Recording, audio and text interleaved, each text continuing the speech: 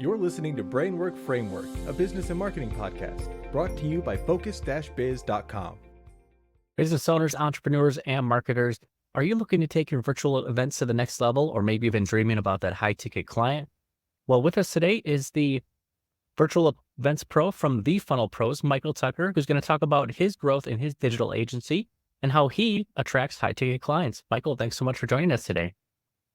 Hey, thanks for having me, Chris. I'm so excited for this conversation. I know it's going to be awesome.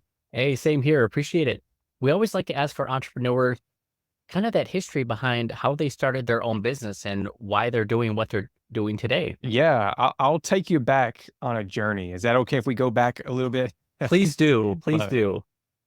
Love it. I'll never forget, I was just in college. I had just gotten married, and I knew there was a way to make money online. I just couldn't figure it out, right? And so for me, as you can imagine, as a college kid just getting married, didn't have much funds. On top of that, I was working part-time as a youth minister at a church. So I just didn't have a lot of resources in my back pocket. And so I went online. I was trying anything and everything to make a dollar. I just knew business was for me, but I just couldn't figure it out. And I was trying stock trading. I was trying e-commerce. I was trying literally anything you see ads on Facebook. I was clicking those links and I was driving their CPLs super cheap. And so I started diving in, and like I said, I was beating my head though, because nothing worked. But then one day, one of my friends came up to me and said, Michael, you should try real estate. And now I'm not going to talk about real estate today, but it was that conversation that opened up a world of possibility for me and to me. And so I said, okay, let's talk about it. He said, I got this brand new coaching program.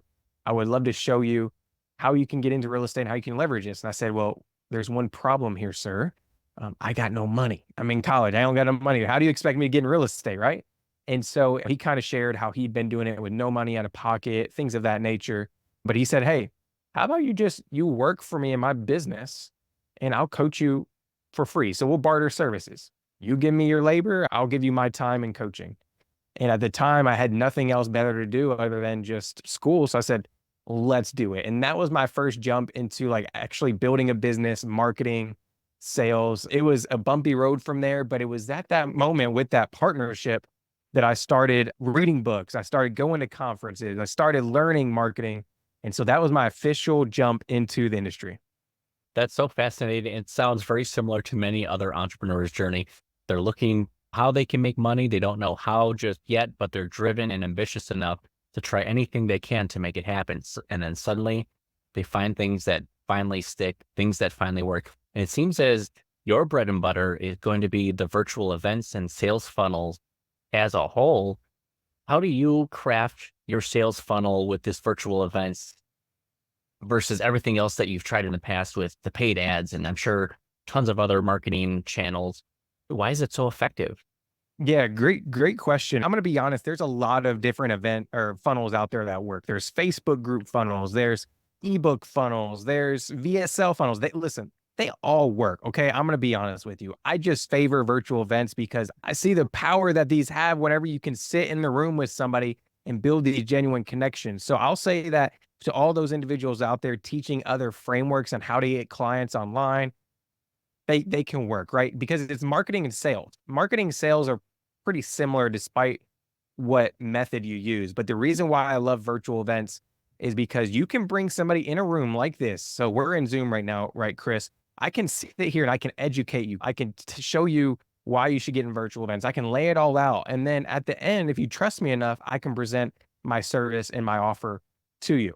Now, the difference is I love sales calls, but a lot of times whenever people are pushing sales calls and things of that nature, you're only on a phone call with somebody for 15, 30 minutes max. But what happens if I get to spend 60 or 90 minutes with you? What if I get to spend a day or two with you over a course of a longer event, or maybe even 3 to 5 days? What does that look like? So that's why I favor them, is because you can build more rapport and more trust, which ultimately leads to higher sales, right? And there's this saying, and I'll transition it back over to you with this, but there's saying out there that the more immersion, the higher the conversion. So that means the more time people spend with you, the higher the chance they'll spend money with you, and the higher chance they'll spend more money with you the more they spend time-wise with you. Does that make sense?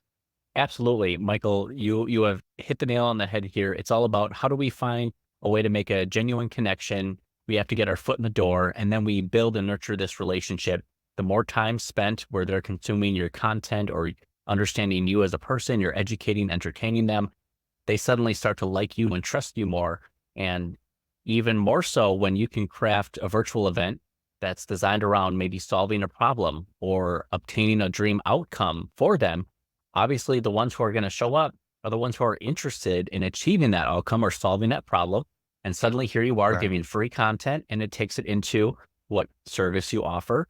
And they realize, okay, maybe I can't do this alone. And Michael knows what he's talking about. So I'll just Right. trust the pros at Funnel Pros to do this for me, or at least something that you provide value in exchange for money. And that's the beauty of business. Now, when it comes to like crafting the client getting events that are like our dream customers, how do we do that even if we don't even have a list yet, or the list is really small, or we don't have connections yet? Great question. Great question. So I'll say this. Number one, don't think it's about the quantity of the people in the room, but rather it's more important about the quality of the people in the room, right? I've made with 10 to 12 people in the room, I've made 60,000, 40, $50,000. I can't remember. We did one event. I think it was like 45, something like that. I had to go back and look at the numbers. But out of 10 or 12 people in one Zoom room, I've had events where there's 200 people watching and they haven't even made $5,000. So just know that it's not so much about having 1,000 people in the room, but hey, who's the right people to be in the right room? So I'll say that. But listen, if you're here and you feel like you're just starting out, you don't have a big list, don't have a big audience, I would say focus on these 3 pillars. Okay. Number one, creating organic content online. Okay. And now that seems so cliche. Of course, Michael, create good content. But I have so many clients right now, they're creating really good content online. Like I'm talking about like valuable content for their audience, entertaining content, valuetainment. And I'm going to be honest, they give call to actions at the end and they fill up webinars and master classes with hundreds of people each week just from social media content that goes viral. People share it, people save it. So number one is I would start out, if you're just bare bones, start creating some good value content on TikTok, Instagram, Facebook. Number two is I would jump into learning about joint ventures and partnerships. So at the very beginning, whenever I was first starting out in this journey, the real estate coach that I was with, that's how we grew his business to $750,000 in 10 months, which is mind blowing to me because at the time I was only making $20,000 to $30,000 a year. And so we just made, what was that, like 20x, something like that, whatever I made in a year, in 10 months though. And so that was all through joint ventures and partnerships. So here's a quick little hack, because I know we don't really have much time today, but go out there, find people who have niches that complement yours, build relationships with them, and then run events to their audience, right? So for example, when we first started out, we were in the real estate niche, right? What do? We went out there and find people who had audiences that complemented our niche, and we built relationships with them, added value to them, and ran events to their audience. So here's an example. There was a wealth coach. So we taught real estate, but there was somebody else that taught like budgeting, wealth management, kind of like a Dave Ramsey style, but they didn't really teach investing. It was more of like how to budget and get your money straight. And so what we did is we started adding value. We said, hey, can we provide some free resources to your community? Can we do a free training to your community? No strings attached. Built that relationship. And then once we got to a really good spot, we felt like, hey, we have a really good relationship. Let's go for the ask, right? And so we went for the ask, hey, would you be willing to do a joint event for your community? We come in, we'll teach, we'll sell something at the end, and we'll split profits 50-50. Or I think it may have actually been like 80-20 or something like that. The guy loved the idea. We made the first event $100,000 off just one event. We didn't have a list. We didn't have anything. We just ran an event to somebody else's audience. So don't use the excuse, oh, I don't have a list. Like we have multiple clients that have done this. They just craft a really good virtual event, go find somebody else that has their audience and go run the event to their audience. So number one, social media. Number two, joint ventures. And then number three, I'll say this, use the existing list you have, even if it's 100 people, even if it's 200 people, even if your Facebook group page only has 300, 500 people. You never know. Those 10 people, like I mentioned, could be in there. So don't discount that. Does that make sense, Chris? Am I hitting the nail on the head? I want to make sure I'm being super clear on your answer or your questions. Absolutely. You are nailing it. And you gave more value in the answer than I was even expecting. You highlighted the top 3 strategies that you need to implement in order to make that virtual event a success. And even if you're just starting off, building relationships, strategic partnerships are so valuable in business. There are those that you can exchange value. And again, you'll just kind of share and spread the marketing and knowledge around that. It creates more value. And then in turn, Yep. you're getting sales and it just builds from there. Now, when it comes to these high ticket clients, what does a high ticket client, is there like an actual figure, like a number that is considered high ticket? And then how do we use that if maybe we're small ticket now? How could a high ticket offer 10x our income? Ooh, man, you're asking some great questions. You're a great question asker. Is that the right? You're a great interviewer. There we go. That's a You're a professional great term. interviewer. Yes. I love that. I love that question. So high ticket is a little bit different for everybody, right? So you may ask one person, they may give you another answer, but for me, I consider, this is my personal opinion, high ticket is anything about 3,000 and above. That's just me, right? Because we can sell $1,000 and $2,000 courses or curriculum or whatever that may be on a webinar. But if I'm going to sell something a little above that, like above that 2000, we tend to have to look into other avenues. And so I don't know if you're familiar with the 5-day challenge model, but we use 5-day challenges to sell higher ticket programs that are like the 5,000, 10,000, 20,000, and we convert super well with those. Or we'll just push people to a sales call after the webinar. So the webinar will be to get them interested, get them excited, and then we'll book a call with them from there. So that's what I consider high ticket. And then going into how a high ticket program can like 10x your sales and double, I'll say this. So many of you all right now are undervaluing your product and your services and the information. And this was me for a long time. I'm going to be honest. This is something I struggled with whenever I first got into this industry, Chris. So we jumped in and we got success for that one client. So my real estate coach, we got $750,000 in 10 months. But then from there, word got around. People heard that our business was booming. And so people were saying, hey, so-and-so, which I'm just going to say David, which is his name. I said, David, how's your guys' group growing so fast? How are you guys doing so well? Oh, we're running these events. You should hit up Michael. And so everybody was getting referred to me, pushed to me. And I'd never expected this to be an agency, right? I just thought I was going to learn real estate. And so people came to me. But what I realized as I was going through that journey of starting an agency and starting this work for other people was that I was charging too cheap. And it was mainly because of my lack of confidence. And so if you're here today, just know that you may be charging $100 for coaching or $500. No, there's somebody out there that will pay you more for your service or your product. You just have to have confidence and belief in your process. You just need to step into new confidence like Eric Thomas. I don't know if you know Eric Thomas, Chris, but Eric says he's a motivational speaker that has spoken to MLB teams, NBA, like NFL, all these. He said that the difference between him speaking in public schools, middle schools, to now speaking at Apple and speaking in the NFL was simply one day he decided, I'm good enough. And he decided to step in new confidence. So for you all here, and I know this is a long answer to a short question, charging high ticket, you're worth it. You have the value. You have the information up here. You just need to step into new confidence. And I'll say this, it's a whole different ballgame and different type of people when you start charging high ticket, right? When somebody pays you 5,000, 10,000, they're a whole different person that only pays you 1,000 or $500. So just know that once you start charging high ticket, you get better quality customers. Doesn't that excite you? You get a little better customer and a little better experience whenever it comes to fulfillment. But then lastly, I'll say this, it's easier to scale, right? It's easier to scale. I would rather sell 10 $10,000 programs, right? Than have to sell $100,000 programs. It's a totally different ballgame. So Chris, as you can tell, I'm passionate. I would love to hear your thoughts and I'll bounce it back over to you.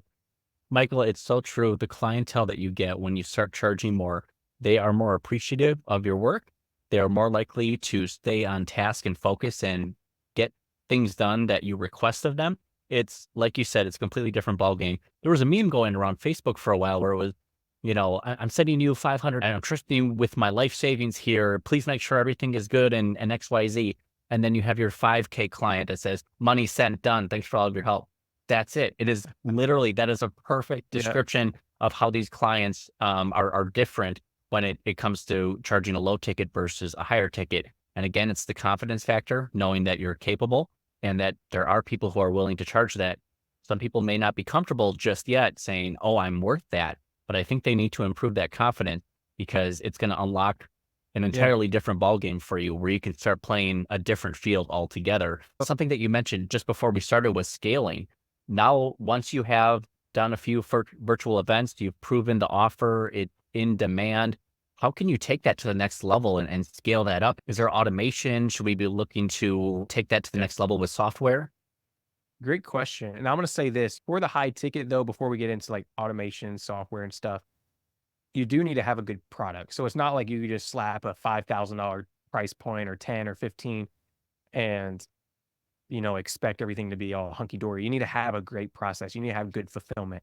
I've seen several people, and unfortunately, several people I thought had great programs and products actually not fulfill, and it come back on them in a very bad way. People chargebacks. I've seen in some scenarios, not anybody that I've been related to, but some people going into lawsuits. So I don't ever want you to get in that point. I would rather you jump into a program that you can fulfill. So I do want to say that because you'd have to have a program that provides results. But going into how to scale, right? So one thing I'll say is for scaling, I would say one of the big things for us has been paid media, right? And so I know that we talk about a lot, oh, you don't need or you don't need paid ads, but paid ads can take you to whole new lengths, right? And one example is we have a client. He's in the financial space. He has a financial firm. He also has like a financial education company. And back last year, we started just organic running events. He made about on his first, not his first event, he'd done many years before, but on that event, because it was most recent, he just did mostly organic. I think he made like $70,000, which is still a really good payday, right? But that was just all organic. He has a pretty decent list, pretty decent social media following. But from there, we use paid marketing. We use Meta, Facebook, Instagram ads, and we were able to literally in about 2 to 3 months double his income. Just the same process, same exact process, but it was just because we were able to spend some money on ads, right? And so once you really have a dialed in virtual event, a dialed in offer, paid ads can really take you to the next level. And so we went from like 70 or 80,000. I think the next event we did 100, it was like close to 200,000. And so this event we just did recently is going to do like 400,000. And it was just all from paid ads. We haven't done any organic. And so one, you need to have some way to scale up through paid media, but then also on the back end, what you were getting to is how can you automate the fulfillment, right? So that could be bringing on team members. So in this scenario, because we've been scaling up really fast, we have an onboarding success manager, right? We have automations for just sending contracts out, automations for everything you can imagine. So yes, you definitely need to work on the client journey and say, okay, where's this person starting at and where are they ending at? And how can I automate everything in between? But note, automation is not good for everything. There's still times when a good personal touch or a good human connection is needed. So I will say you're definitely right on it. Automation is needed, but you want to make sure you look at it with a fine magnifying glass. Absolutely. I think just the testament of the results that you get are shown that the money that you can make from a single virtual event, many people are hoping to make that in 1 year. Even Yeah. in a few years, they would be, oh my goodness, if I could have that extra income, that would be incredible. But it just shows you the power of marketing and providing an in-demand product or service and then fulfilling that promise that you make to them. That is so important too. The fulfillment, people who focus on the short-term gains versus the long-term goals are going to Right. suffer from that fulfillment piece. And it's so important for customer service, that personalization aspect to it. That way you are building, a long-term brand with happy clients who are happy to refer you out to many other people. That was your first client, how you fell into the agency. Suddenly you're like, okay, I guess these results were worthy enough to have someone just scream your name from the rooftops and say, you have to work with Michael. This is what's coming up next. Now, is there something from your early entrepreneurship you wish you would have learned and known sooner that maybe you want to help prevent other entrepreneurs making that mistake? Yeah, number one is I think from the beginning, I would have hired faster. And let me say this, I would have documented what I was doing and hired faster. I'm going to be honest, I still struggle with this to the day, but so many entrepreneurs hold on to and cling to what they know because they think they have the stuff, they have the knowledge, right? But in reality, if you want to scale fast, you have to document everything you do, right? And there's a real estate investor that I follow on Instagram, and he was sharing on social media recently that every Saturday while he was growing his business, he would document one task that he did in his business. I was like, that's so clever. He just broke it up into bite-sized pieces. Every Saturday morning, he took 30 minutes to 60 minutes and documented one task. He would do it, done, push it, put in a Google Drive folder, save it on his computer, and now that's documented. And because he did that over a course of about 2 years, everything in his that he ever did in his business was documented, and now he could pass that on to somebody else and replace himself. So I would say document if you're here listening, document everything, even the littlest things, and then also don't be afraid to hire fast. That is great advice. Something that happens within a lot of entrepreneurs' journey is we become our own bottlenecks in business. Yep. We cling on to it's our baby. We're the only ones who can do this right. No one else can replicate this. When in reality, yes, you can teach someone else to do it as long as it's a well-defined process. You create a standard operating procedure, maybe have a short video snippet so that way the next person who comes along is able to follow that video. Now you're able to build a team. Now, do you think he created that content with the intention of, I can build a team later? Is that content that could possibly be good organic content? Maybe people who are interested in learning how to complete a certain task or operating procedure? I think he probably, and this is kind of where I'm starting to get vision now. I think he had the end in mind, right? And so many business owners, I don't think we start our businesses with the end in mind. And like looking back, I'm going to be honest, I don't want to be operating my agency forever. Like whenever I first started, I probably was like, oh, this is awesome. I'm going to scale this up. I just wasn't thinking on what was my exit, right? And so I think for him, he probably was like, hey, I know that one day I'm going to be doing all these other things. And so I'm going to document now. So whenever it is time to transition to other bigger things, that's an easy transition out. And so that's probably what I think. I don't know. I would have to ask him, but I think that everybody should start with the end in mind and then work backwards. Absolutely. No, it totally makes sense. Now, Michael, for those who are interested in getting in touch with you and learning more about what you do and how you can help them, where can they find you online and get connected with you? Definitely just go to thefunnelpros.com. You're an online entrepreneur or someone who wants to scale your message online. I would love to have a personal conversation with you. There's no courses on there. You won't find any like coaching options. Like it's literally just a site, thefunnelpros.com to book a call with me. We'll see if you're a good fit. If not, it's all good. I'll make sure you get enough actionable items you can implement in your business and in your life. If I feel like you're a good fit to work with us, I'll let you know on the spot. But either way, I want to have conversation. I want to get to know you so we can see how we can help you in your business. I love that, Michael. We'll also have the links available down in the description and show notes for those who want quick access in getting in touch with Michael Tucker here. What is on the horizon for the rest of 2024? What are you focusing on? Great question. So for us right now is part of that documentation. We're transitioning in our business, just trying to transitioning offers. So we have a done for you agency, just so you know. So we do like everything. We come in, we build funnels for virtual events, we build out emails, text. So we're just improving our offerings and revamping our offerings for our agencies so that I can maybe transition to do some bigger and better things. I'm really big into like missions and traveling and stuff. So I'm trying to rearrange my schedule so I can get some of that into my life at the latter end of the year. And so I can step back into my purpose. There's a whole another story. We've operated nonprofits and things like that in the past. So I'm just excited to jump back into that side of my life. Very exciting. Such an incredible journey. I love that you brought actual proof, examples of all of your experience and success and results that you've shared with your clients and for yourself. And I love that you're a done for you agency as well.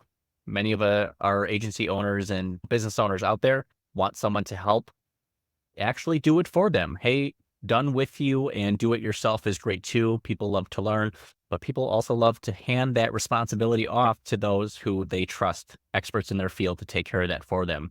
Michael Tucker, we appreciate you sharing your journey. and your expertise with us today. Congratulations on all of your success and all of your future success in 2024. All right. Thanks, Chris. Appreciate you for having me. Have a great day. You as well. Thank you.